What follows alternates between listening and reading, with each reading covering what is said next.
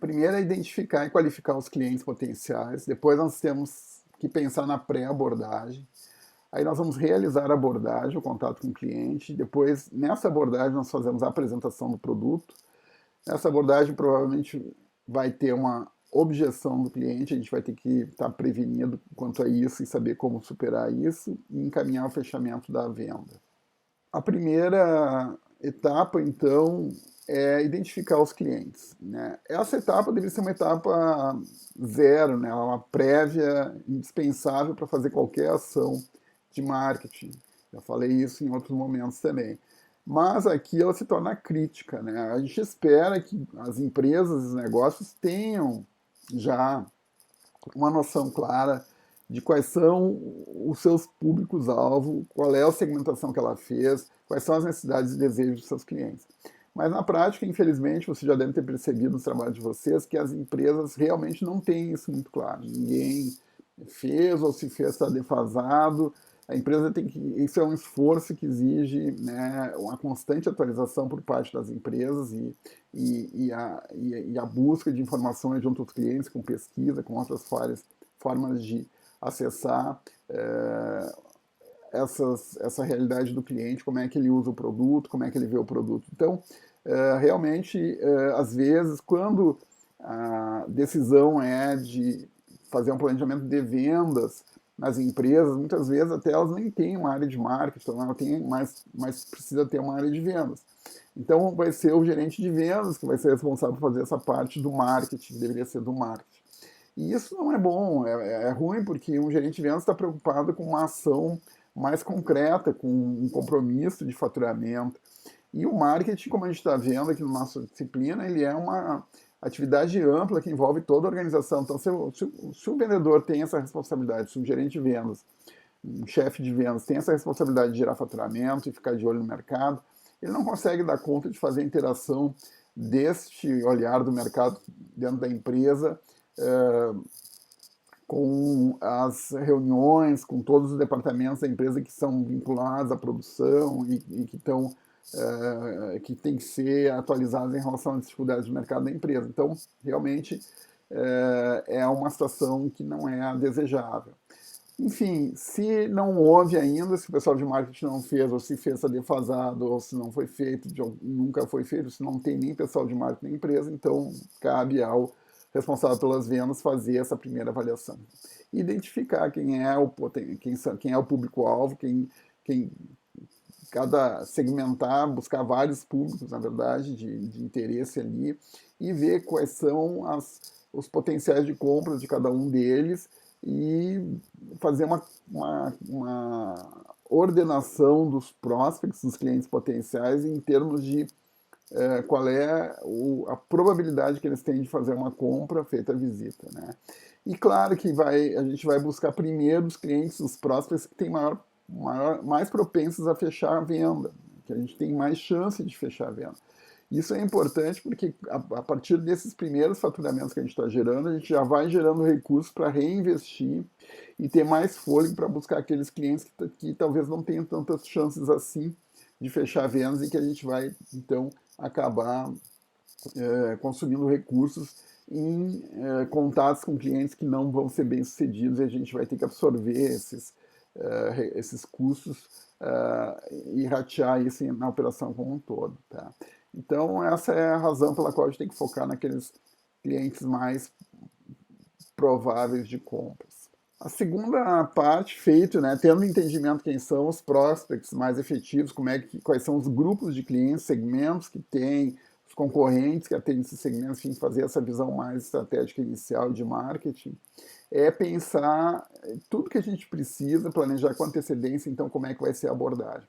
Como eu disse para vocês, a abordagem de um cliente, a gente está imaginando aqui, pessoal, uma venda completa, né? Mas essa abordagem do cliente que a gente está pensando aqui, ela é cara, ela exige um deslocamento de vendedor, ela exige o custo do tempo do vendedor, ela exige um esforço da empresa em fazer o contato com o cliente, agendamento com o cliente, tudo isso nos leva a entender que o contato do cliente com o vendedor é um momento muito especial e muito valioso para a empresa. É por isso que a gente está fazendo o planejamento da venda. A gente não pode aceitar que cada vendedor tenha a liberdade para chegar, depois de ter conseguido o contato com o cliente, que tem esse valor todo, e a gente acaba perdendo essa oportunidade porque o vendedor improvisou ali e não estava bem preparado. Então, toda a proposta do planejamento de vendas é retirar o máximo possível de variações ou de problemas potenciais na relação do vendedor com o cliente, e a gente faz isso pelo planejamento. Então, nós vamos pensar antecipadamente. Ok, conseguimos chegar na frente do cliente, o que nós vamos dizer para ele, como é que vai ser isso? Então, nessa construção desse encontro do cliente com o vendedor, nós vamos pensar e precisamos justificar para o cliente o que está acontecendo naquela visita. E nós temos várias justificativas um pouco diferentes. Por exemplo, numa fase inicial de introdução de uma empresa no mercado, as visitas são mais de prospecção de negócios, elas não têm aquele compromisso de fechar vendas. Então, a gente vai levar isso para os potenciais compradores, explicando que a empresa está entrando no mercado e que ela pretende fazer uma visita e que a visita é de prospecção de mercado, para entender quais são as necessidades e desejos do cliente. É quase uma pesquisa de mercado que está sendo feita pela força de vendas.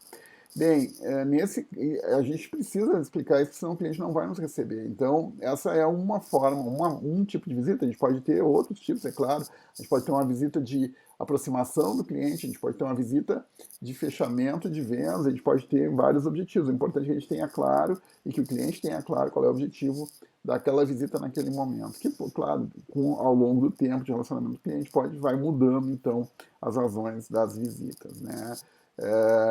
A gente tem que escolher qual é a melhor abordagem. Aqui tem uma regra, pessoal, que vale para muitas coisas na nossa vida, inclusive na nossa vida pessoal. Inclusive para a gente fazer entrevista, por exemplo, TCC.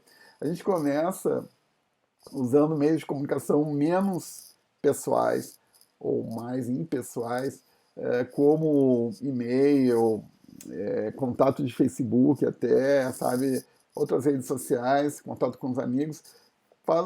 Manda a mensagem, né, para muita gente, né, e espera o retorno dessas pessoas. Bom, uma grande parte, muitas vezes, as pessoas não retornam para a gente, mas aquelas pessoas que retornarem, a gente vai, nós vamos nos aproximando pessoalmente dessas pessoas. O próximo contato seria, por exemplo, um contato em voz, telefone, ou marcando uma reunião virtual, e aí a gente vai criando, vai se aproximando desses contatos que a gente fez que estão disponíveis e estão se mostrando acessíveis para aquilo que a gente quer, e vai até agendar uma entrevista pessoal, muitas vezes, ou mais recentemente uma entrevista virtual mesmo. Então é um processo que tem que ser construído usando ferramentas inicialmente impessoais que podem ser endereçadas para um grande número de pessoas rapidamente, e depois, conforme as pessoas vão se mostrando acessíveis para aquilo que a gente quer, nós vamos nos aproximando fisicamente até chegar ao contato com essa pessoa. Tá? E isso vale para vendas e vale para convidar pessoas para as entrevistas de vocês, vale para muitas coisas na nossa vida quando a gente precisa contatos com as pessoas, tá? E aí pensar como vai ser feita a apresentação do produto, motivar a experimentação, qual o material auxiliar que vai ser usado. Muitos vendedores têm aquelas famosas pastinhas de vendedor, onde tem um monte de catálogos, tem produtos para demonstração, tem amostra grátis, então o vendedor vai munido, né, de um arsenal de recursos para auxiliar ele, para que esse contato seja efetivo e que esses objetivos foram estabelecidos inicialmente sejam atendidos. Chegou a hora, então, de encontrar o cliente, é o momento da abordagem, né? Um cliente, sempre a gente imagina como ele, um cliente atual ou potencial, um prospect, né? Claro que tem razões diferentes e cuidados diferentes conforme essa experiência prévia do cliente. Se o cliente já conhece a empresa de longo prazo, se é um cliente regular, se é um cliente que já conhece todas as políticas da empresa, já tem uma história longa de relacionamento com a empresa, e esse contato do vendedor com esse cliente ele é muito simplificado. Então, muitas vezes, é uma visita bastante rápida. e já gera os resultados de venda. A gente tem, acho que como extremo, esses vendedores de refrigerantes que fazem contato, que atualmente são da Fenza, né? Mas aqui nós tínhamos a Vompar muito tempo com essa atividade e eles eram muito competentes com isso. Então, um vendedor tinha um protocolo. O vendedor a gente via, agora nem tanto, mas se via na rua com aquelas andando de moto sempre abaixo, eles tinham uma agenda super apertada e com várias visitas por dia, com metas, né, para várias visitas por dia, e cada encontro desses era já regulado com o que era feito numa sequência de atividades, olhar para o interior da loja para ver se tem produtos de merchandising, de comunicação no ponto de venda lá, danificados, verificar os estoques rapidamente, tudo isso facilitado por informações via celular e já fechar pedidos e deixar engatilhado e pronto, fechou a visita, a visita ali já sobe em cima da moto e vai para o próximo vendedor. Então essa é um momento, né, que varia de, claro, de situação para situação. Em outros casos ela pode ser muito mais demorada e muito mais trabalhosa. Se a empresa está buscando vender um novo negócio, então são visitas frequentes que exigem uma construção do relacionamento. Isso aí vai ficando mais complicado, tá? E a postura do vendedor que a gente espera é uma postura proativa, é uma postura positiva, é uma postura propositiva de negócios. Então a gente, essa linguagem, a postura física, a atitude do vendedor, é uma atitude que tem que ser pragmática e sempre olhando com foco no que é o que o comprador está precisando, qual é o desejo, qual é a necessidade que ele tem, comercial, qual é as expectativas que ele tem, tudo isso tem que ficar muito claro para o vendedor, esse é o grande esforço que o vendedor tem de fazer esse entendimento para poder aí construir junto com o cliente, então, esse relacionamento. Dentro desse contato, então, depois da aproximação inicial, cumprimentos e aquela parte um pouco mais social, né, de introdutória do contato, então vai ter a apresentação do produto. A apresentação do produto também vai ser pensada, planejada por nós em marketing, e vai muitas vezes contar com auxílios de folhetos, de prospects, de filmes, até enviados para o cliente por meio digital, enfim, uma série de recursos que a gente pode pensar. Às vezes até a própria história contada pelo vendedor é importante. Hoje as pessoas gostam de ouvir histórias, né? E isso é construído então para despertar, né, o interesse do comprador nesse negócio que a gente está oferecendo.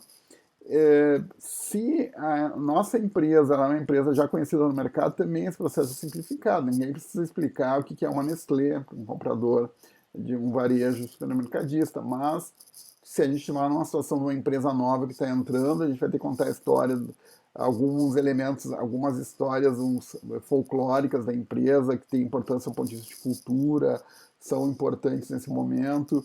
E aí a gente começa contando a história da empresa, depois tem que falar do produto, então essa visita fica mais longa, fica mais extensa, fica mais difícil. O tempo de comprador é sempre escasso, então vamos lembrar disso quando a gente fizer esse planejamento da apresentação, né? E adivinhe, né? A apresentação de um vendedor com o cliente segue a lógica do modelo AIDA. Então, o vendedor também tem essa sequência que ele tem que prestar atenção. Ele tem que, de alguma forma inicial, chamar atenção, aumentar o interesse, despertar o desejo, motivar a ação de compra. Vai seguir a mesma forma que a gente viu lá no começo, não por acaso, e que se aplica para quase todas as formas de comunicação de marketing que a gente vai usar. Também falar sobre vantagens e, claro, aí vou falar sobre benefícios do cliente e apresentar o valor da oferta da empresa, né? Todos esses conceitos, como eu disse para vocês no começo do curso, que são fundamentais do marketing, vão ser usados na parte de vendas, que já é praticamente um fechamento do ciclo do marketing que a gente está falando aqui, certo?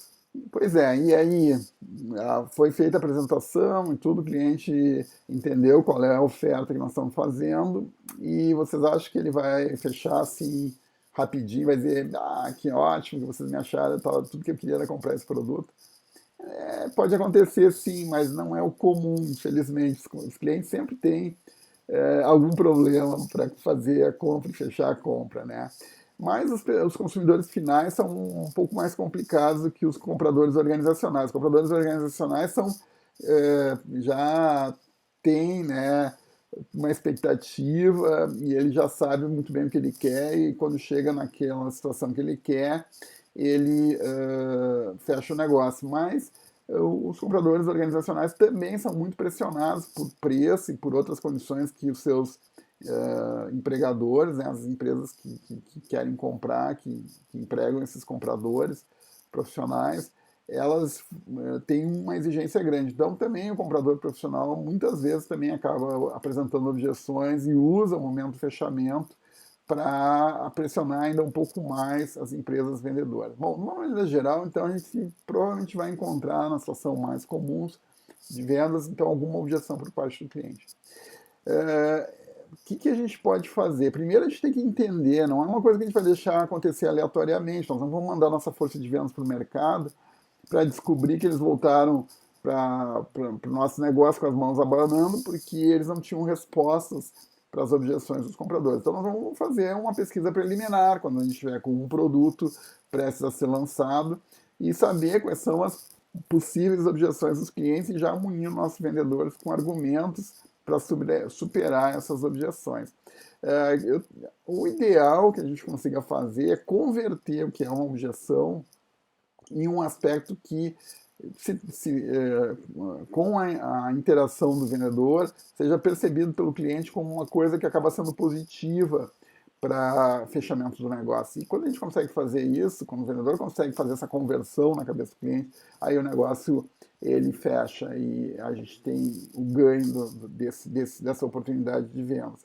E como é que a gente faz isso?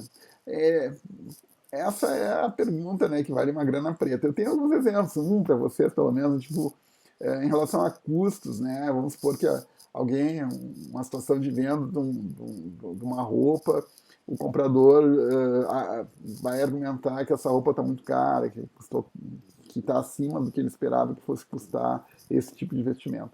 E aí o vendedor pode argumentar exatamente que a roupa é cara, porque a qualidade da matéria-prima que foi usada, a qualidade do processamento, tudo garante para esse comprador que essa roupa vai permanecer, ser usada por muitos anos e que acaba que no longo prazo, aquilo que parece que é caro no começo, acaba custando barato. Ou na fórmula mais conhecida, o que é o contrário disso, que é o barato acaba custando caro, né? Porque a gente pode comprar uma roupa muito barata e ela durar um mês ou dois e a gente acabou perdendo esse dinheiro. Então, esse tipo de raciocínio junto com o comprador, fazendo ele ter uma percepção diferente da situação, às vezes é que é o necessário o suficiente para a gente fazer esse fechamento, superação do fechamento também. Em promoção, eu também falei para vocês que muitas vezes os vendedores podem precisar de um apoio adicional para conseguir esse fechamento. Então, em promoção, exatamente, é onde a gente aplica agora o efeito, né, o resultado de planejamento da promoção e dá para o vendedor agora, no momento do fechamento, ainda algum benefício adicional para o comprador, quando esse comprador precisa desse estímulo adicional para fazer o fechamento de vendas. Então, nós temos, na verdade, dois recursos. Um é argumentar com o cliente de uma maneira lógica, que ele entenda e a gente consiga converter aquilo que ele estava vendo com um ponto negativo, e a gente mostra para ele que esse ponto tem aspectos positivos também, ou a gente usar ainda o resultado de uma ação de promoção e entregar para o comprador um benefício adicional no fechamento da venda que faça com que o valor percebido pelo cliente se desequilibre em favor da compra, né? E o comprador acaba realizando, então, a ação. Basicamente, essas são as sugestões que nós temos para superar objeções. Bom, se o vendedor conseguiu superar as objeções dos clientes, então é o fechamento do negócio. Não, esse momento de fechamento ele é delicado porque o vendedor tem que perceber isso. O cliente raramente diz, eu estou pronto para fechar o negócio, eu quero fazer. explicitamente, mas ele dá sinais, ele começa a fazer perguntas cada vez mais de detalhes da compra, menos relevantes e tal, então que vai indicando para o vendedor que o cliente já tomou a decisão. O vendedor não pode se precipitar, ele não pode oferecer para fechar a venda antes do momento que o comprador está pronto, porque senão o comprador vai sair fora e vai encerrar ali a reunião de negócio. Então, essa sensibilidade do vendedor é importante nesse momento. Algumas dicas, né, observar, além da observação do comportamento do consumidor, é perguntar se ele pode fazer o pedido, né, essa é mais explícita, então essa tem que ser um pouco usada com mais cuidado um pouco, mas muitas vezes o vendedor repassa os pontos mais importantes, tudo que o comprador gostou, entende? Ah, então tu gostou disso, disso, daquilo, tá meio que dando a entender que tu já está fechando, como o comprador já decidiu que tu vai fazer aquela compra ali.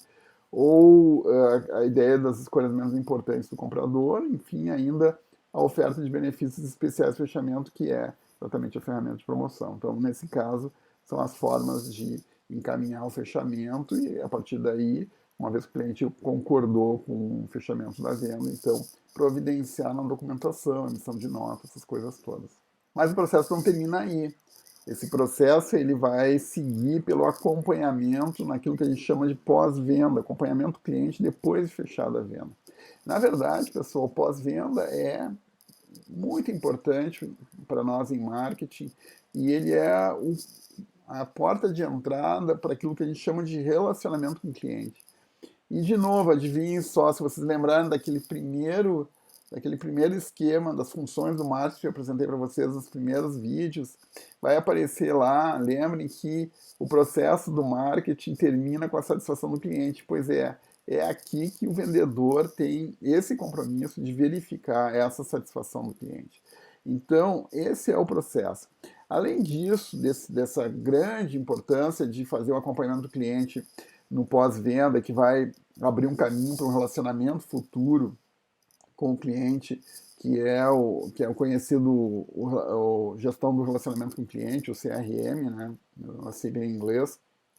Então, esse acompanhamento, essa ação de acompanhamento, muitas vezes pode gerar negócios adicionais. A gente pode, então, entre as razões para fazer o acompanhamento, ter identificar possíveis problemas que o cliente esteja tendo com o produto. Quando o cliente tem um problema em usar um produto recém-comprado ou que ele já comprou há mais tempo, ele está tendo uma experiência parcial com esse produto, ele não está obtendo todo o valor que o produto pode entregar para ele. Se ele não está tendo todo o valor que o produto pode entregar para ele, a satisfação dele, primeiro que a percepção de valor dele decresce com o produto, e segundo que a satisfação dele também fica prejudicada, porque os benefícios que ele poderia estar tendo, ele não está tendo. Então, é uma função do vendedor se certificar de que o comprador está usufruindo do produto de maneira mais plena. Se ele estiver fazendo isso, ele garante a entrega de valor para o cliente, que é a responsabilidade maior, e garante também, na medida possível, a satisfação desse cliente. Mas isso também mostra interesse pelo comprador e que esse interesse transcende a relação comercial. Então, o comprador que liga para o vendedor feita a venda e se certifica que está tudo bem, ele está dizendo, olha, eu já ganhei o dinheiro que eu queria de ti, eu já ganhei minha comissão, mas ainda assim eu estou interessado em ti, quero saber se tu está bem. E esse interesse deles abre as portas para o relacionamento de longo prazo. Então ele está dizendo, olha, mesmo que tu tenha um problema, eu quero resolver ele para ti, ainda quero resolver, mesmo que eu já tenha feito a venda para ti. Por que a gente precisa fazer isso? Porque a gente vai querer contar com esse cliente numa próxima venda e vai criar essa relação. Então, é um bom momento no pós-venda da gente começar a construir essa relação de pós-venda e de relacionamento de longo prazo. A gente também pode reduzir um arrependimento, a gente chama de dissonância cognitiva, né? Nossa, eu entendi, fiz todo o processo de vendas, comprei o produto e agora não tenho certeza se eu fiz uma boa compra. Então, é um momento do vendedor atenuar essa incerteza do comprador e tentar minimizar esse mal-estar que se criou aí, às vezes até ajudar ele na prática a fazer uma devolução ou fazer uma nova negociação para resolver o problema do cliente. Você se lembre que, sob o ponto de vista de negócios, nós sobrevivemos com a satisfação do cliente, ponto. Temos que garantir que isso aconteça. E também pode acontecer, que é muito mais frequente do que vocês pensam, de o cliente sugerir novas vendas e trazer novos prospects para a empresa, familiares ou amigos. Vocês lembrem que familiares e amigos são pessoas que têm uma similaridade de interesses e de visão de mundo muito próxima com os nossos clientes atuais. Então, amigos e parentes de clientes são nossos prospects. E às vezes pode acontecer de um cliente ter mostrado um produto novo para um amigo ou um familiar e esse familiar se interessar em uma compra semelhante, não igual, e aí está aberta a porta para uma nova venda. Então, por todas essas razões, acompanhamento pós-venda se torna extremamente importante e relevante em marketing. E como eu disse para vocês, então, deste pós-venda pode abrir as portas para um relacionamento de longo prazo. Marketing de relacionamento é um tema importante na pós-graduação, é muito estudado e tem muita pesquisa sobre quais são os fatores que levam a relacionamento. Toda empresa quer ter relacionamento com o cliente, nem todos os clientes querem ter relacionamento com as empresas. A gente não quer ter relacionamento com a empresa, principalmente aqueles produtos de baixo envolvimento, que eu fui lá e fiz a compra e ponto, né? Não vou querer perder meu tempo e gastar esforço em contato com a empresa, envolvido com o cliente. Agora, para produtos que tenham um envolvimento, mesmo que seja para um segmento específico de mercado, eles têm que explorar essa oportunidade de relacionamento. Um caso mais extremo, né, de relacionamento é a comunidade de marca. Então, tem estudos sobre como é que funciona um relacionamento quando um cliente está imerso numa comunidade que é da marca, do produto que ele gosta. Um caso clássico da comunidade dos proprietários da Harley Davidson. Mas isso é um caso extremo de relacionamento. Vamos pegar uns casos mais comuns, né? O relacionamento expande a perspectiva da transação para uma relação de longo prazo, né? Que é o que a gente quer. Ele se justifica porque a gente mantendo a fidelidade do cliente, nós diminuímos a pressão para buscar novos clientes, e esses novos clientes custam caro para a empresa. Os clientes têm buscado fornecedores capazes de vender uma série de produtos e serviços coordenados. Significa que quando a gente consegue um cliente para um produto ou serviço, já podemos pensar em quais outros produtos e serviços nós podemos vender para aquele cliente, porque isso é uma tendência do mercado, os clientes veem isso de uma forma positiva, então pode estender o escopo do nosso negócio pelo fato de a gente ter relacionamento com clientes. E também a gente pode trabalhar com equipes de empresas, das empresas clientes, na verdade, quando a gente está falando aqui do mercado corporativo, desenvolver as habilidades, porque a gente tem essa familiaridade, esse contato com o cliente. Tá? Então, essas são as vantagens do relacionamento com o cliente.